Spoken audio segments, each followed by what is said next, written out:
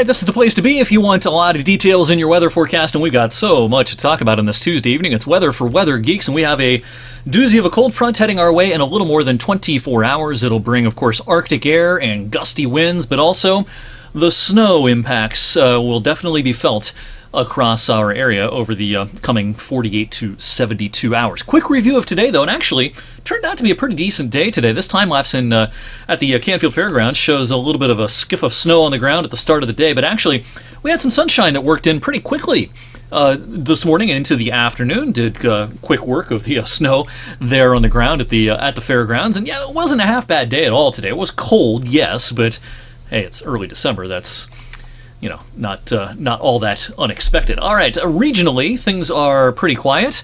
We have still some lake effect snow showers downwind of the lakes, but the lakes are starting to relax a little bit.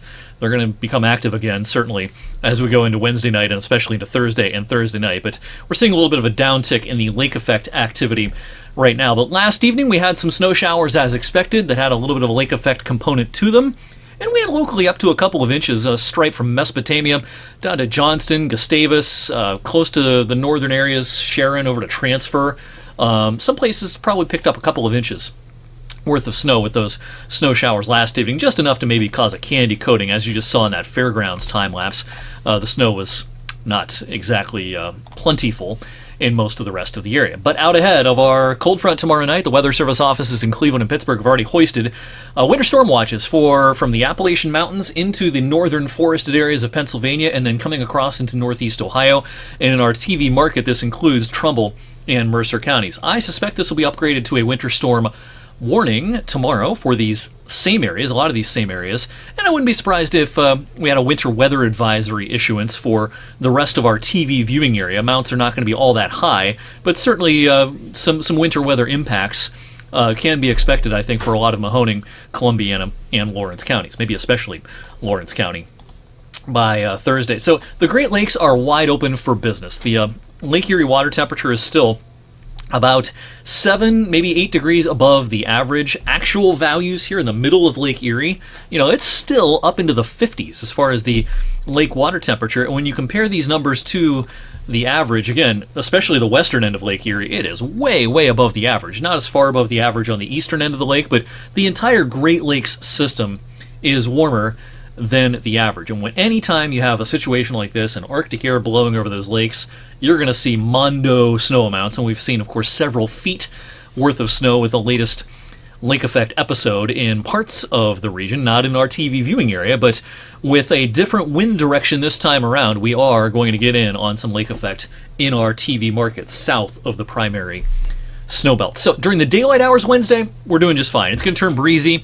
It's going to turn out to be a fairly cloudy afternoon. Now, there could be a quick flurry or a snow shower before the afternoon is through, but that would be low impact. We'll be well above freezing tomorrow afternoon. It's tomorrow evening, a handful of hours after sunset, that things will start to deteriorate, and I would expect by about 9 or 10 o'clock at the latest, pretty good band of snow showers to push through. This is the leading edge of that Arctic air. Now, we could be talking about some localized snow squalls. Wouldn't be surprised if some of our regional National Weather Service offices had to issue snow squall warnings at times tomorrow evening into parts of the overnight, but maybe especially tomorrow evening. Snow squall warnings, a relatively new product, but a very good one. This was a good development in the weather enterprise, the development of the snow squall warnings. They're kind of like a wintertime severe thunderstorm warning. Rapid changes in visibility, very hazardous conditions on the roadways when you have these snow squall situations, and we might have snow squall situations for a time tomorrow evening and into the overnight. This is a regime for a while, tomorrow evening into the overnight, in which everyone is fair game to see snow showers. The lake effect component to this really won't kick in until we get into the daylight hours on Thursday, so everyone's kind of in the same boat for Wednesday evening and into the overnight.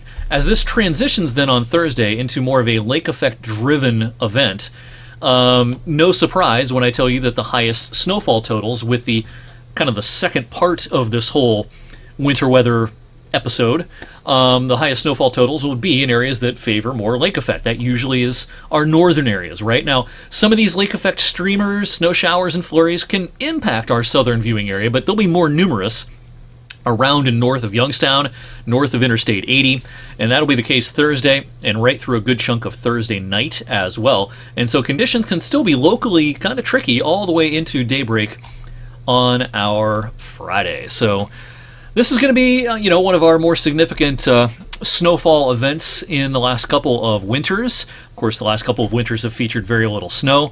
We did have, a couple of decent events in those very warm winters, but not many. And so this will be the first time a lot of us have had to contend with a decent amount of snow accumulation in some time. Now, here's what we've done with our snow map, and this starts Wednesday evening and takes us all the way through Thursday night. This isn't all coming at once, so don't think you're going to wake up Thursday morning and see all of this snow on the ground. This is, taking into account, basically a 36-hour period. But there'll be some double-digit snowfall totals, I think, with a more of a west to northwest flow than this last lake effect event. These higher totals will push a little farther inland. Meadville, over towards Franklin, Oil City, and even, in our TV viewing area, I'm not going to be surprised if we have some pretty decent totals over towards Sandy Lake and maybe down to Grove City, Slippery Rock area.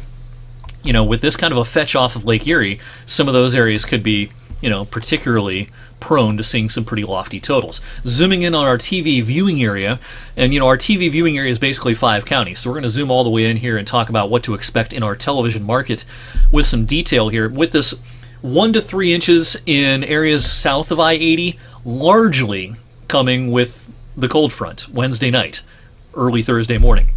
After that, yes, there can be some snow showers and flurries and maybe some small additional accumulations, but the lion's share of that 1 to 3 down here, think places like Columbiana, Salem, Hanoverton, Lisbon, East Palestine, all the way down to East Liverpool, the lion's share of that comes with the burst of activity tomorrow night, Wednesday night, and early Thursday morning. This is where the lake effect will continue to add on to the snowfall totals.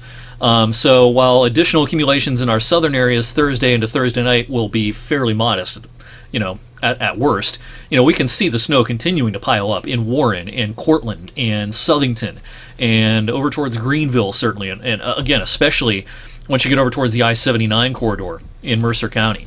Someone over there might try to get, 7, 8, 9, 10 inches worth of snow before all is said and done. So road impacts from the snowfall, again, highest in the north, lowest in the south, but we can have impacts everywhere. If you have to be on the roads Wednesday evening all the way through early Thursday, even a road like Route 30 in Columbiana County, Route 11 going from Columbiana down to East Liverpool, that can be tricky. But the highest impacts in those areas will come Wednesday night, early Thursday, whereas the impacts can stay elevated all the way through early Friday, especially in our northern areas, I-80 corridor and north. So I-79, real tricky in Mercer County, Route 11 going north and southbound through Trumbull County, Route 422, all those big major thoroughfares, all the way up to Routes 87 and 88 in Trumbull County. All those can certainly be impacted. No matter how much snow you get, it's going to be cold everywhere. Wind chills at daybreak on Thursday, all the way down in the single digits. We're going to see a big temperature plunge with our cold front. We'll go from the mid-30s down into the upper teens to around 20 as far as actual air temperatures Wednesday night, and then by daybreak Thursday, the wind chill will be down in the single digits. We're going to hang on to some pretty skinny numbers here all the way through early Saturday in terms of the wind chills. After that, the cold will start to ease. And actually, we've got, upper 40s, maybe even close to 50 in our forecast for early on next week, and it'll come probably with some rain showers as well. Usually, once we get into winter, if it's going to warm up significantly, it's usually going to rain. Typically, we don't have a lot of warm and dry days in the winter time. After that early week warm-up, early next week, I do think temperatures will retreat, but only maybe back to around average. I kind of don't think this next surge of cold next week will have the intensity as some of our cold snaps since Thanksgiving. So, highs in the 20s don't seem that likely to me after an early week warm-up. And, this pattern as we go into the longer range is looking less and less cold for the second half of December. I mentioned last evening on Weather Geeks that I'll do an updated winter forecast covering all of meteorological winter, either Friday or coming up next Monday, depending on how busy things get over the next couple of days. I do think that we need to make our forecast colder for the winter, but a cold, harsh winter, no, I don't believe that at this point. But I do think it will probably end up being a colder season than I initially thought about a month ago when I did that initial winter forecast. All right, 10 minutes in. Thank you, as always, for watching, everyone. Make sure you like and subscribe to all these videos on YouTube, and you're following me on all the social media platforms. I am nearly everywhere, and I post a lot, especially when the weather gets busy, like it will over the next couple of days.